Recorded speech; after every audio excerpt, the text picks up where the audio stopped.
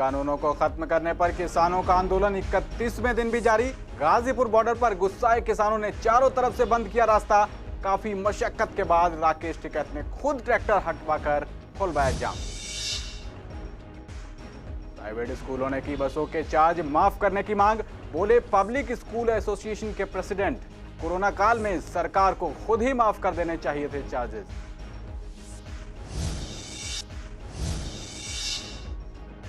Brahmpuri ward में सांसद मनोज तिवारी ने करीब 3.5 करोड़ रुपए के विकास कार्यों का किया शिलान्यास। बोले निगम पार्षद राजकुमार बल्लन, केजरीवाल सरकार की उपेक्षा भी बेअसर।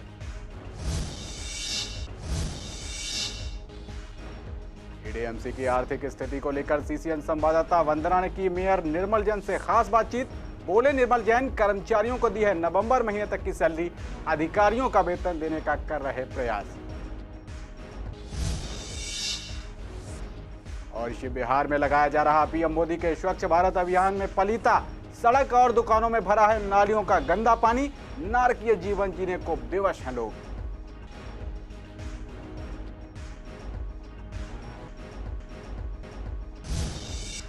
नमस्कार, आप देख रहे हैं पूर्वी दिल्ली खास और मैं हूं आपके साथ पवन पांडे।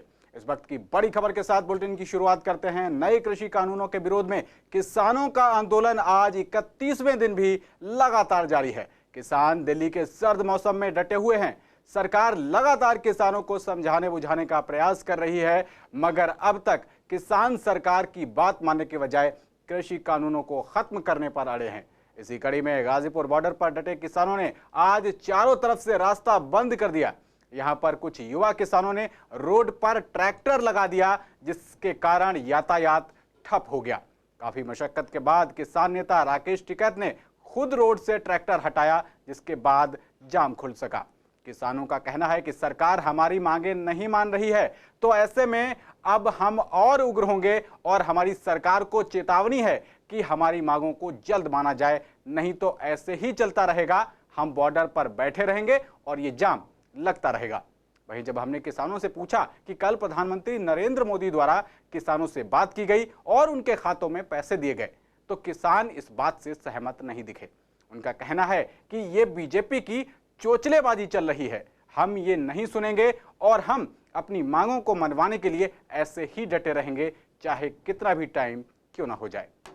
वो कमेटी करेगी उसका, जो बॉर्डर है हमने तो नहीं बंद कर रखा, देख रहे उसको कहाँ से है, कर रहे अभी बात। चारों तरफ से बंद हो चुका है। अच्छा, देख रहे अभी उसमें क्या क्या अभी करेंगे, इसको खोल लेंगे अभी। मैंने चाह रहे हैं सरकार कब बात करेगी भाई? सरकार की कमी है। सरकार की कमी है ना, सरकार बात करे कि किसानों को लड़ाने की कोशिश की। और ये तो किसानों की लड़ाने का काम कर रही है, कुछ अपने ही बना लिए हैं किसान। जो उनसे बात कर रहे हैं, बता रहे हैं आज 10 संगठन 12 संगठन मेरे साथ हैं, वो मान गए हैं, लेकिन वो जितने किसान हैं वो सब बने हुए हैं। 1 महीना हो गया यहाँ पड़े कम से कम हम लोगों की सुनता किसानों की, और हमारा इस मसला में हम यहाँ पड़े हैं, तो हमारी बात के टाइम पूरी करता हम लोग अपने घरे चले जाते। परेशानी सर, जब मान ही नहीं रहा है तो अब क्या करें? यहाँ गुस्साए लोग फिर क्या करेंगे? और कुछ तो जो गुस्साए लोग हैं वो करेंगे। पहले तो ये 1 महीना तक खालिस्तानी बोलते रहे, खालिस्तान जब बना ही नहीं तो खालिस्तानी आतंकी आ कहाँ से गए? अब ये बताएं ना कि जब खालिस्तान बना नहीं तो खालिस्तान आतंकी आ कहाँ से गए? और जब आतंकी आ गए तो क्या सरकार बिल्कुल नाकाम है नहीं? तो अब क्या करें? क्यों नहीं मान रही है सरकार? 2000 किसी के खाते में आया, किसी के खाते में नहीं भी आया है। हमें 2000 नहीं चाहिए, हमें पूरे दाम दे। हम भीख मांगना बिल्कुल नहीं चाहते गवर्नमेंट से। ये हम बार बार कह रहे हैं कि 5 किलो दाने पे और 2000 की भीख हम देंगे, हमें दाम पूरा दें, हम देंगे। हमें 1 एकड़ के पीछे 24,000 का नुकसान है। जिसके पास 1 बीघा जमीन है उसको भी मतलब इसका नुकसान है, उसे भी 2000 नहीं चाहिए।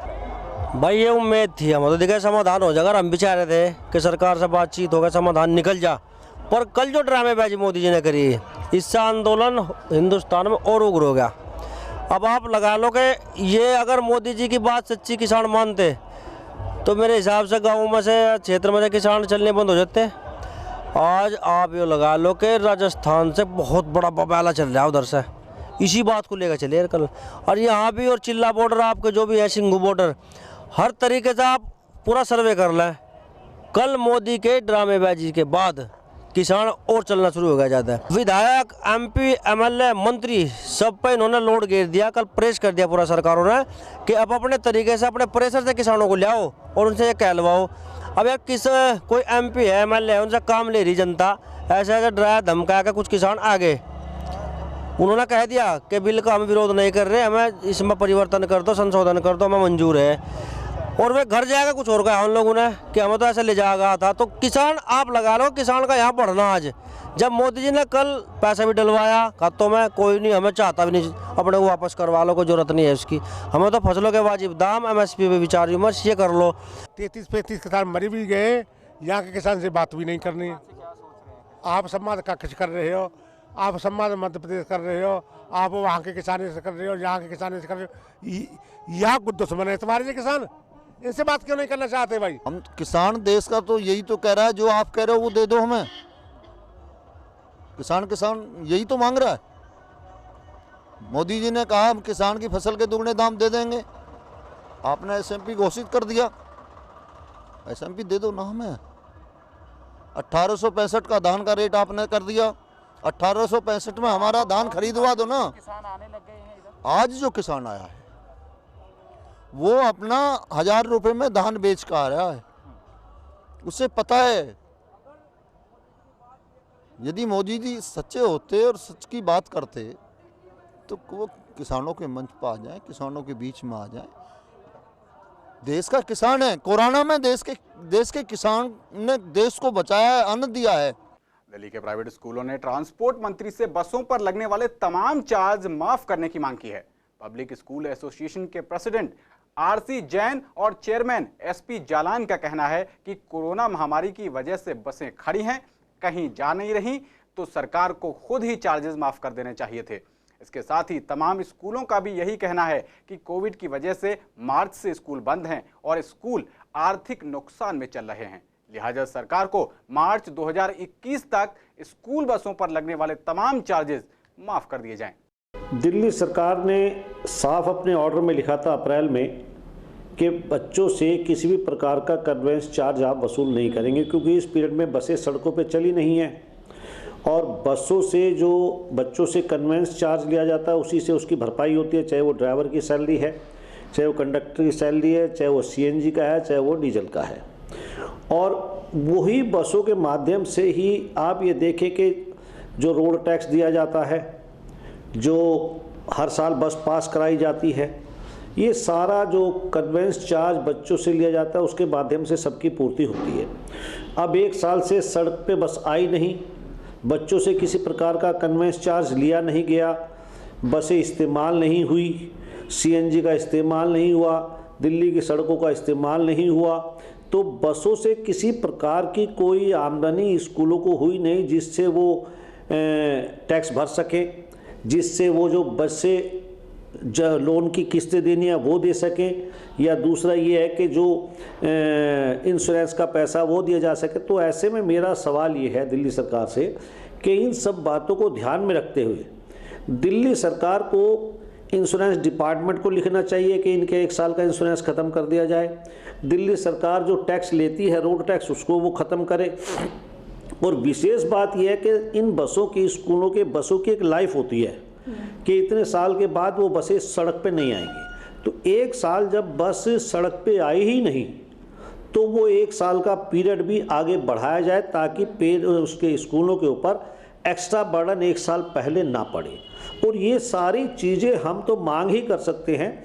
अगर इन सब चीज़ों की छूट दिल्ली सरकार की तरफ से मिलती है, इंश्योरेंस कंपनी की तरफ से मिलती है, बैंक इसके ऊपर ध्यान दे, रिजर्व बैंक इसके ऊपर ध्यान दे, भारत का वित्त मंत्रालय इसके ऊपर ध्यान दे, तो ऐसी स्थिति में जो स्कूल आज दिल्ली नहीं पूरे हिंदुस्तान में एक ऐसी समस्या से जूझ रहे हैं, आर्थिक समस्या से जूझ रहे हैं, तो मैं समझता हूं कि ये भी एक बहुत बड़ा फायदा ऐसे स्कूलों को हो सकता है। इन दिनों प्राइवेट स्कूल्स ने कैलाश गहलोत जो ट्रांसपोर्ट मिनिस्टर हैं उनको एक पत्र लिखकर ये मांग की है कि जितनी भी स्कूल बसेस पर लगने वाले चार्जेस हैं उनको पूरी तरह से माफ़ कर दिया जाए। फिलहाल आपको बता दें ये जो मांग की जा रही है वो इसलिए की जा रही है क्योंकि बच्चों की जो शिक्षा है वो आजकल ऑनलाइन दी जा रही है, कहीं ना कहीं कोविड-19 की वजह से। और ऐसे में ये जो बसेस हैं फिलहाल या तो सड़कों पर या स्कूल प्रेमाइसिस में खड़ी हुई नजर आ रही हैं, क्योंकि ये चल नहीं रही हैं। तो ऐसे में जितने भी चार्जेस हैं या टैक्स हैं उसे माफ़ करने के लिए यहाँ पर एक पत्र जो है वो ट्रांसपोर्ट मिनिस्टर को लिखा गया है और लगातार मांग ये जारी है कि कहीं ना कहीं ये बसेस चल नहीं रही हैं और खड़े खड़े जो हैं इनकी मेंटेनेंस भी इन लोगों को ही करनी पड़ रही है। तो इसके जो चार्जेस हैं वो पूरी तरह से माफ़ हो। कैमरा पर्सन मोहित के साथ मैं वंदना कश्यप कैंथ, CCN। खबरों में आगे बढ़ते हैं। भारतीय जनता पार्टी के पूर्व प्रदेश अध्यक्ष और उत्तर पूर्वी दिल्ली से सांसद मनोज तिवारी ने आज पूर्वी दिल्ली नगर निगम के ब्रह्मपुरी वार्ड में लगभग 3.5 करोड़ की लागत से होने वाले विकास कार्यों का शिलान्यास किया। इस अवसर पर आयोजित कार्यक्रम को संबोधित करते हुए मनोज तिवारी ने कहा कि दिल्ली सरकार की निरंतर उपेक्षा और फंड रोकने के बावजूद पूर्वी दिल्ली नगर निगम और भाजपा के विधायकों द्वारा विकास कार्यों की शुरुआत की जा रही है और उन्हें पूरा भी किया जा रहा है। इसके साथ ही इस अवसर पर निगम पार्षद राजकुमार बल्लन ने कहा कि ब्रह्मपुरी वार्ड में निरंतर विकास कार्य हो रहे हैं और केजरीवाल सरकार की उपेक्षा भी बेअसर है। इसकी बड़ी वजह है निगम कर्मचारियों, अधिकारियों, पदाधिकारियों के साथ सांसद मनोज तिवारी और विधायक अजय महावर का सहयोग।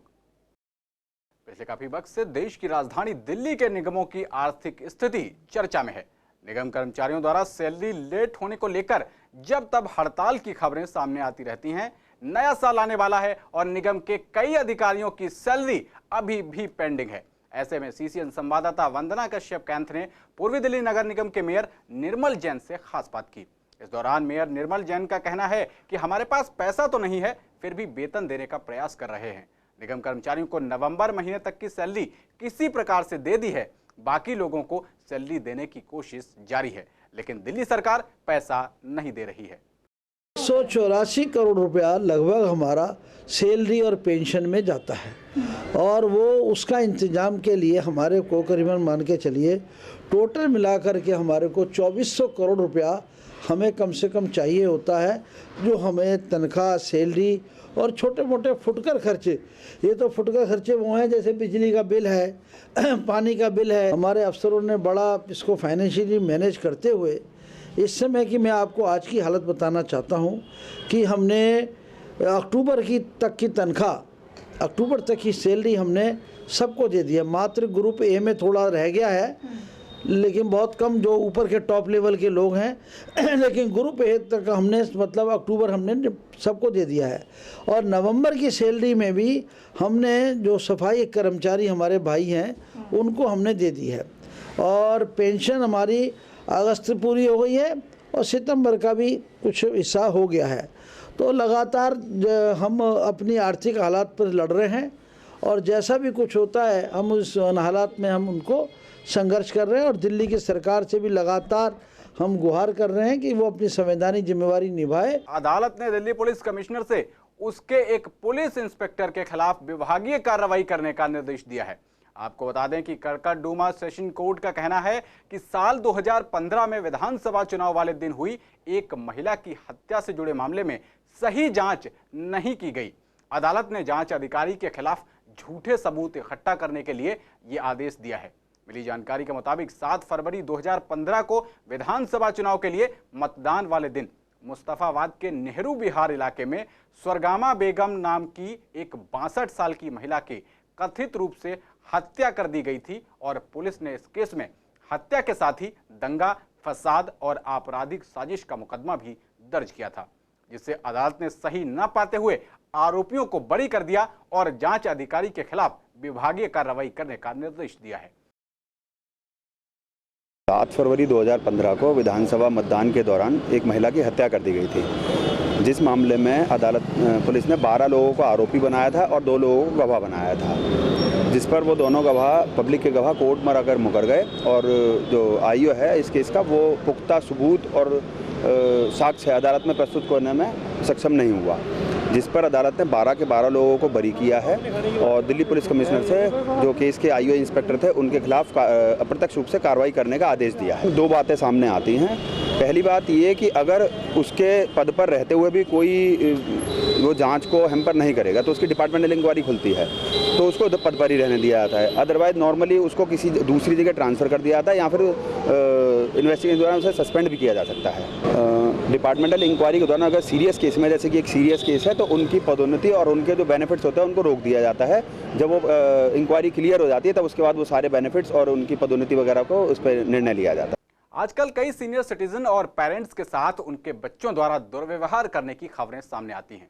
कई मामलों में सीनियर सिटीजन्स और पेरेंट्स द्वारा अपने बच्चों को गिफ्ट के तौर पर घर दे दिया जाता है और उसके बाद वो बच्चे पेरेंट्स के साथ दुर्व्यवहार करते हैं। ऐसे में पेरेंट्स एडीएम कोर्ट द्वारा अपना मालिकाना हक वापस ले सकते हैं। एडीएम कोर्ट की जुडिशियल मेंबर से जब हमने इस बारे में बात की तो उनका कहना था कि गिफ्ट के तौर पर अगर पेरेंट्स या सिटीजन ने घर की रजिस्ट्री अपने बच्चों के नाम करवा दी है, इसके बावजूद भी उनका कोर्ट 90 दिन के अंदर पेरेंट्स को उनका हक दिलाता है। और अगर सीनियर सिटीजन या पेरेंट्स को घर से बाहर निकाल दिया जाता है और वो पेरेंट्स उनके कोर्ट में आते हैं तो उनके द्वारा उसी दिन सेम डे पेरेंट्स को घर में रहने की परमिशन दिलवाई जाती है।